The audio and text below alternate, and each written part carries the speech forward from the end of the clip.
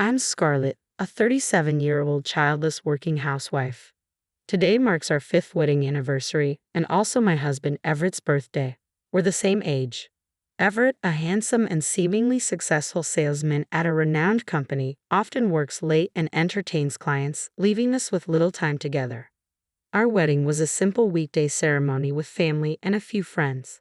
Both of us had weekend jobs and finding a common schedule was challenging. Everett was particularly insistent on this arrangement. For our anniversary and his birthday, I asked him to come home early. I took a half day off from work, bought his favorite Wagyu steak, wine, and cake, and set a stylish table. I waited for Everett to come home. Despite my requests, he didn't return. I received a single email from him saying he had urgent work and would stay at the office.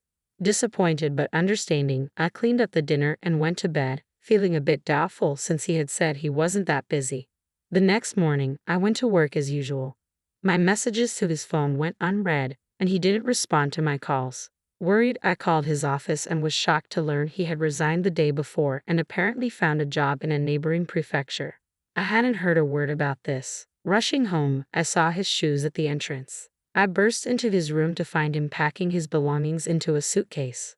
"What's going on?" I demanded, my eyes wide with surprise. "You already found out," he said, clicking his tongue and handing over divorce papers. "Let's get a divorce." "Why? What for?" I asked, stunned.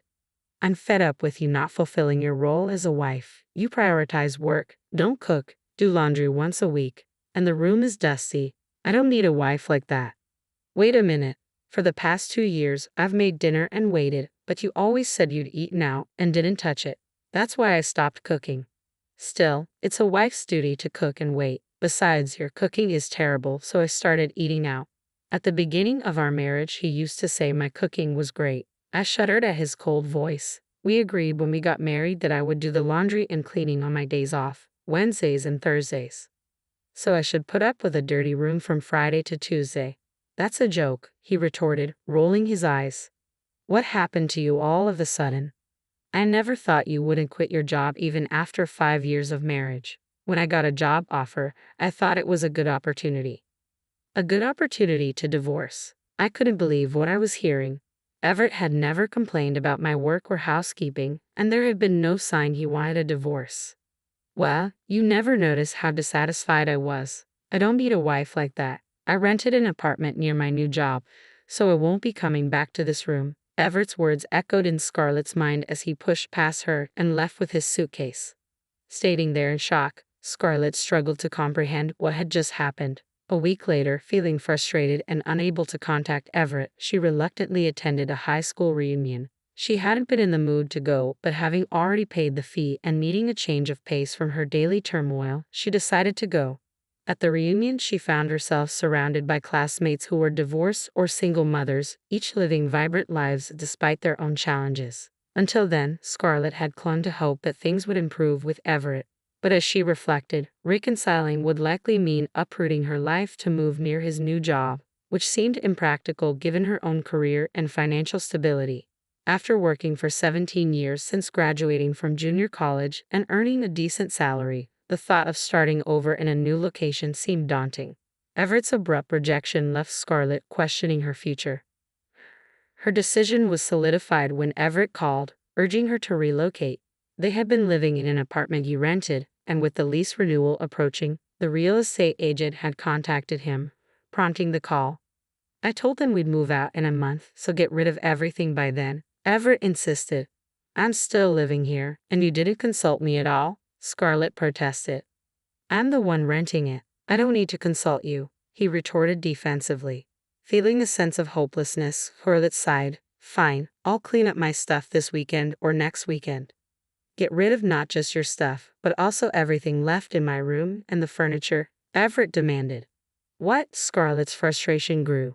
"This room was originally rented by you when you were single, and most of the furniture has been here since then. The other furniture and appliances were bought with your credit card. I'll handle disposing of what I've used, but naturally, you should take care of the rest and cover the disposal costs." Everett abruptly hung up, leaving Scarlet standing there, bewildered and upset at the turn of events. What a stingy man, taking only his precious belongings and leaving all the cleanup to me. This solidified my resolve to divorce him. Over the weekend, as I sorted through the closet filled with memories of happier times, I came across items that belonged to both me and Everett. Among them was his high school graduation album. Absent-mindedly flipping through the pages, I noticed something unexpected. I promptly filed for divorce and informed Everett via email. A week later, in the evening, I received a shocking reply from him with a picture attached, a marriage registration form for him and another woman. Stunned, I stared at the image when he called. "Did you see it?" he asked bluntly. "What does this mean?" I managed to respond, my voice trembling. "It's exactly what it looks like. I just had a wedding ceremony and remarried that woman," he confirmed, his tone indifferent and cold. "You're kidding. She's incredibly beautiful, wealthy, and has a great personality. She asked me to marry her right after we divorced. Isn't it amazing?" Everett boasted. "So you were cheating on me while we were married?" I retorted, disbelief and anger simmering. "I'm popular, unlike you, who only has your job going for you. Oh, and her father built us a house on their property, and I transferred to her hometown with his help. It's a mid-sized company, but I'm an executive now." Everett seemed eager to flaunt his remarriage to his wealthy affair partner. As he spoke casually, a surge of anger welled up inside me. He had blamed me for our problems and divorced me, but in reality, it was so he could marry his affair partner.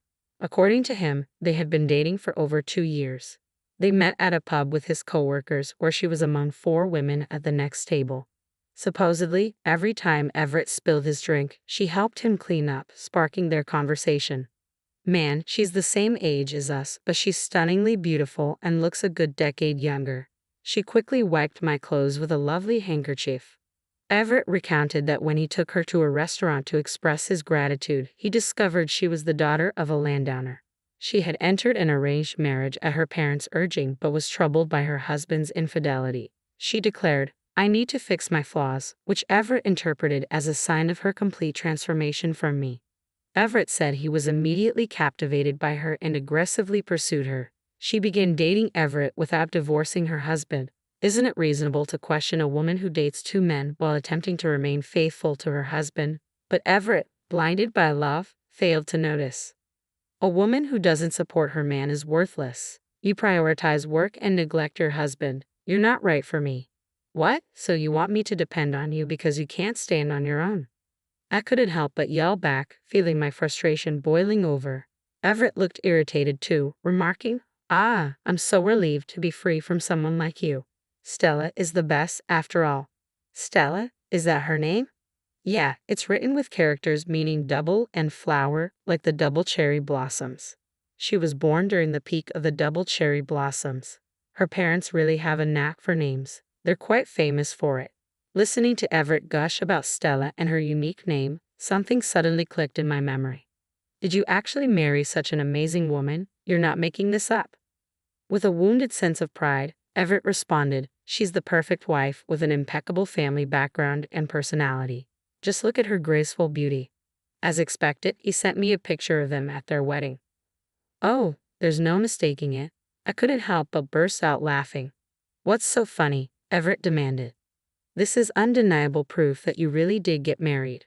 "Of course it's real," he insisted. I continued to laugh, unable to say more. "Hey, enough with the laughing. We're married for real? And she's pregnant." "What?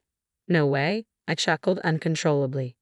"Ah, I see. Losing me must have driven you insane," Everett concluded, his tone a mix of frustration and disbelief. Everett took my laughter as a slight, and dreamily he said, "In 3 months, we'll have a baby girl. She'll surely be as beautiful as Stella." "Well, even if she takes after you, she'll still be beautiful." Everett has a sweet, almost idol-like handsome face. He seemed slightly flustered and replied, "No, she doesn't need to look like me." Hearing this, I burst into laughter again. "Go ahead and have your laugh. Goodbye," Everett said, ending the call abruptly. One day, he'll discover why I found it so amusing. I look forward to that day. Later, we had disagreements over alimony and property division, but with the help of a lawyer, I managed to secure millions from Everett. He agreed to pay alimony, wanting to avoid causing emotional distress during my pregnancy.